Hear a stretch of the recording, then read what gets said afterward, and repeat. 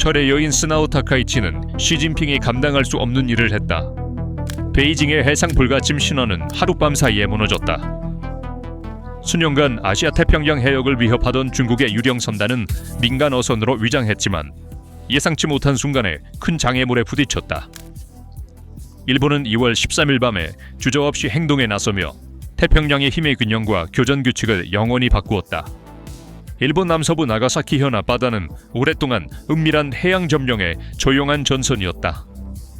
그러나 2026년 2월 13일 물밑의 이 조용한 긴장은 귀청이 터질 듯한 대치로 바뀌었다.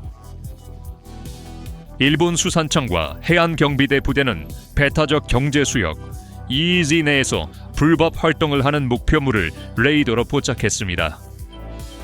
이 목표물은 단순한 어선과는 거리가 멀었습니다. 경동유라는 이름의 대형 선박은 관계자들에 의해 호랑이 그물 어선으로 묘사되었지만 실제로는 해상에서 베이징의 비정규 전쟁 교수의 연장이었습니다. 일본 순찰선이 절차에 따라 검사를 위해 정지하라고 명령했을 때 중국 선박은 의도적으로 호출을 무시하고 속도를 높이며 도발적인 탈출 기동을 했다. 베이징이 그들에게 일본은 개입할 수 없고 지켜볼 수밖에 없다고 가르쳤기 때문이다.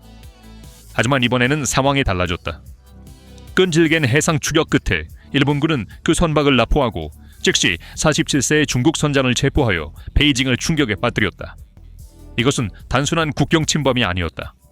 도쿄는 베이징에게 선을 넘었고 게임은 끝났다고 말하는 것이었다.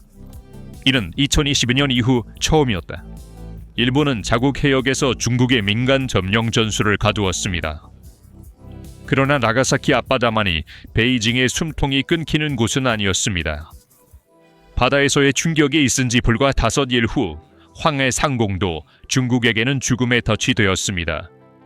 한국의 연합뉴스에 따르면 2월 18일 수요일에 미국의 F-16 전투기가 중국 전투기와 짧은 공중 대치를 벌였다. 서부 한국의 오산 공군기지에서 이륙한 미 공군 F-16 전투기는 정기 순찰 비행 중이 아니었다. 미국 전투기가 한국과 중국의 방공식별구역 사이에 회색지대에 진입했을 때 중국 인민해방군 전투기가 요격하기 위해 이륙했습니다. 그러나 결과는 중국의 완전한 패배였다. 미국의 F-16 전투기는 몇 초 만에 중국 전투기를 요격하고 그들을 조준하여 베이징에 숨쉴 틈을 주지 않는 군사적 장벽을 구축했다. 알래스카 근처에서 러시아 폭격기를 마비시켰던 것처럼 황해에서의 워싱턴의 즉각적이고 공격적인 요격 전략은 이 지역에서 중국의 영공 지배라는 환상을 산산조각냈다. 불과 며칠 만에 연이어 발생한 이 해상 및 공중 위기는 우연이 아닙니다. 이러한 모든 사건의 구조를 이해하려면 태평양에서 중국의 유명한 회색지대 전략을 살펴봐야 합니다.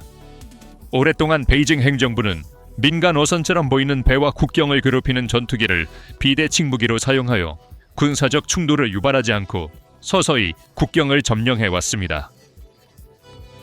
그러나 일본의 해상 철벽과 미국의 공중 공격적 봉쇄는 단 일주일 만에 중국의 교묘한 불가침과 괴롭힘 게임을 산산조각냈습니다. 그렇다면 왜 공중과 해상에서 게임의 규칙이 갑자기 이렇게 엄격해졌을까요? 이 질문에 대한 답은 도쿄의 지도부 교체와 새로운 철의 여인의 부상에 있습니다. 수년 동안 미국의 안보 우산 아래 평화 헌법에 갇혀있던 일본은 이제 그 사슬을 끊었습니다.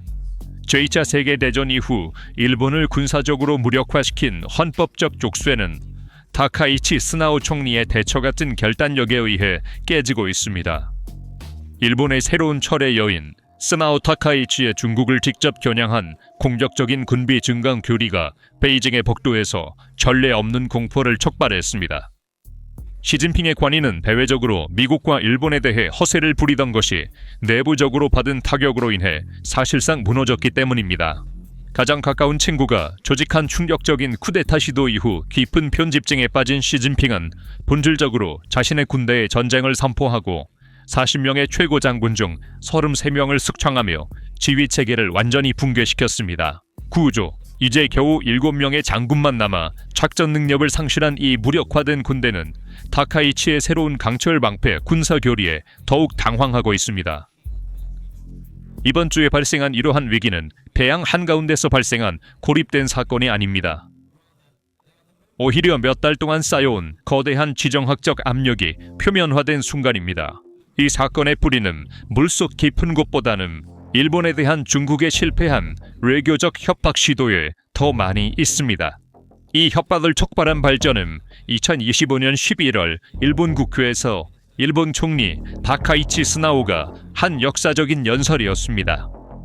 다카이치는 중국이 대만을 괴롭히거나 무력으로 섬을 점령하려는 시도가 있을 경우 일본이 직접 군사 개입을 할 것이라고 선언하며 베이징의 지역 패권에 가장 두꺼운 레드라인을 그었다. 베이징 행정부는 이 예상치 못한 공격적인 움직임에 대해 일본을 처벌하기 위해 즉각 대규모 경제 및 심리전을 시작했다. 외교적 예의를 무시한 늑대 전사 외교관들을 통해 다카이치에게 사과를 요구했다. 그러나 일본이 물러서기를 거부하자 중국의 보복 메커니즘이 전면 가동되었습니다. 일본에 대한 대규모 관광 보이콧이 시작되었고 시민들의 여행이 제한되었습니다. 일본산 해산물 수입이 중단되고 콘서트가 취소되었으며 심지어 판다 외교도 중단되어 일본에 있던 2마리의 판다가 철수되었습니다. 중국의 근본적인 목표는 일본 경제를 손상시키고 대중을 공황 상태로 몰아넣으며 시민 불안을 일으켜 다케이치 정부를 내부에서 붕괴시키는 것이었습니다. 베이징의 경제적 공격은 일본을 약화시키기보다는 도쿄가 10년 넘게 추진해온 위험 회피 전략을 가속화하는 촉매제가 되었습니다. 일본은 이미 공급망을 중국에서 동남아시아 국가와 인도로 체계적으로 옮겨 경제적 면역력을 구축했습니다. 2010년에 히토류 금수 조치로 일본을 무릎 꿇게 했던 중국은 2026년에 같은 무기를 사용했을 때 경제적 협박에 강철 갑옷을 입은 도쿄를 발견했습니다.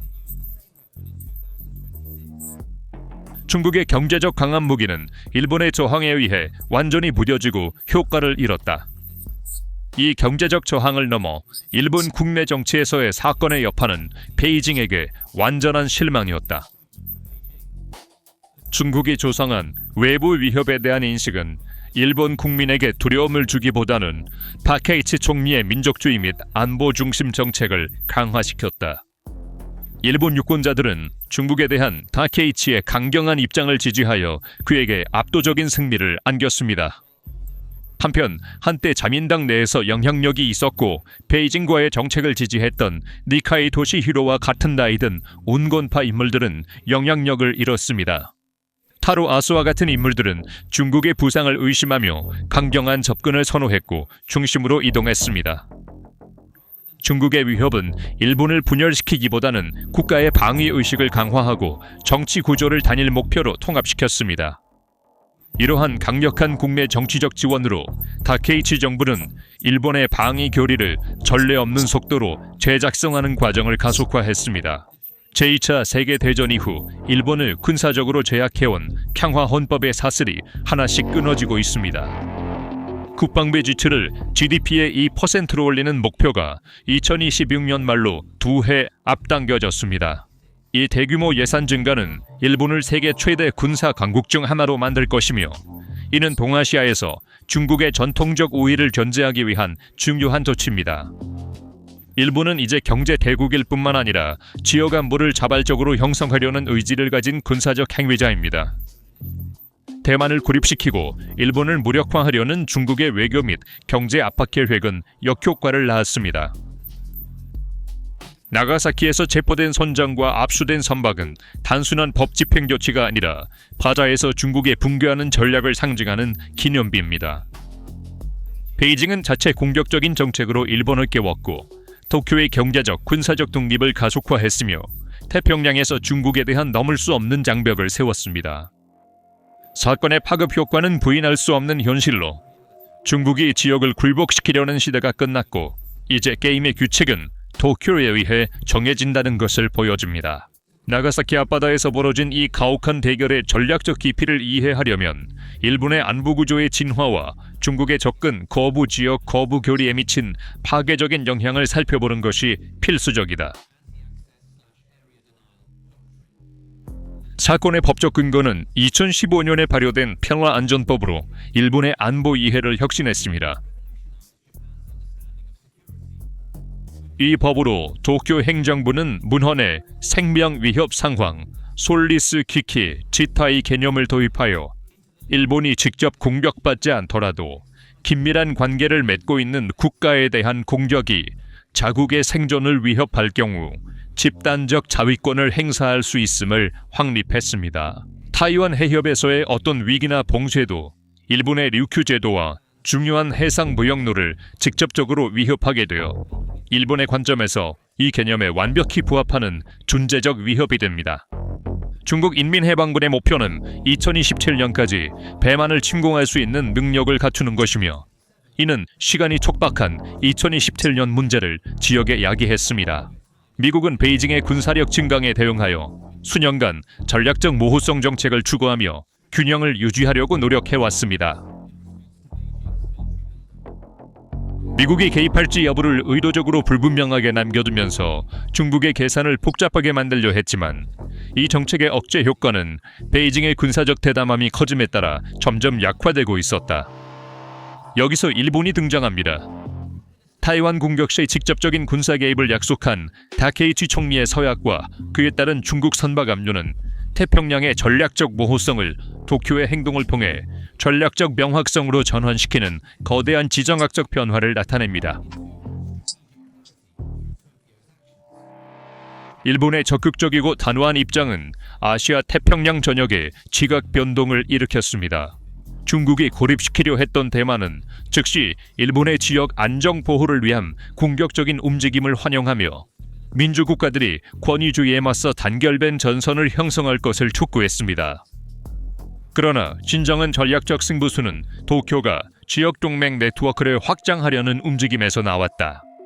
이 사건의 파장은 빠르게 호주 해안에 도달했으며, 도쿄는 미국 다음으로 캔버라를 최대 방위 파트너로 자리매김하고 깊은 군사통합과 공동 군사 계획 단계로 나아갔습니다.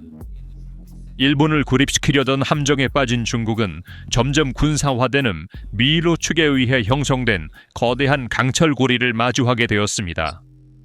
베이징의 전략적 불확실성을 이용해 지역을 압박하고 회색지대 전술로 이웃 국가들을 위협하며 경제적 협박을 통해 외교적 양보를 얻으려는 계획은 일본의 직접적인 개입으로 무산되었습니다. 중국의 민간으로 보이는 유령 함대는 더 이상 손댈 수 없는 위협이 아닙니다. 반대로 일본 해안 경비대와 동맹국 해군의 정당한 목표가 되었습니다. 타크치의 지도 아래 일본은 현장에서 중국의 강압 외교 원칙을 직접 시험하고 반박했습니다. 베이징 행정부는 압박 전술이 일본을 달래지 못할 것이라는 것을 어렵게 배웠습니다. 오히려 그것들은 국가의 재무장을 가속화할 정당한 이유를 제공합니다.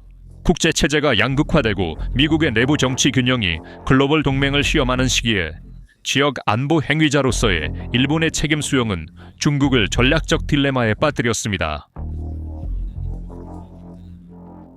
베이징의 평화적 부상의 서사는 이웃 국가들을 결속시키고 그들의 군비 경쟁을 정당화하는 공격적인 고립으로 바뀌었습니다. 중국은 태평양 체스판에서의 선제적 이점을 잃고 자신이 만든 회색 지대의 환상에 갇혔습니다. 이는 단순한 해상 침입 방지가 아니라 아시아 태평양에서 중국의 패권에 대한 전략적 타격입니다. 수년간 민간 선박을 가장하여 태평양 해역을 군포에 딸게 했던 중국의 유령 함대는 나가사키 해안에서 자신의 전설의 마지막 장을 썼다.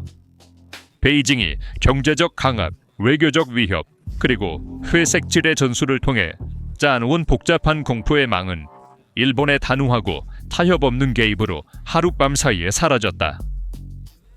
평화 헌법의 그림자에서 벗어난 도쿄는 지역의 새로운 안보 구조를 형성하는 지배적인 세력으로 떠올랐다. 중국은 일본을 궁지에 몰아넣으려다 자국의 군사적, 경제적 괴롭힘의 무게에 갇히게 되었습니다. 태평양의 체스판은 이제 뒤집혔고 규칙을 같이 쓰는 쪽은 절대적인 결단력으로 해가 뜨는 나라입니다. 게임이 끝났습니다. 붉은 용은 이제 갇혔습니다. 이 문제에 대한 여러분의 생각은 무엇인가요? 댓글로 여러분의 생각을 공유해주세요. PPR 글로벌의 독점 분석을 계속 받으시려면 채널을 구독하시고 알림을 켜는 것을 잊지 마세요. 저희를 선택해주셔서 감사합니다.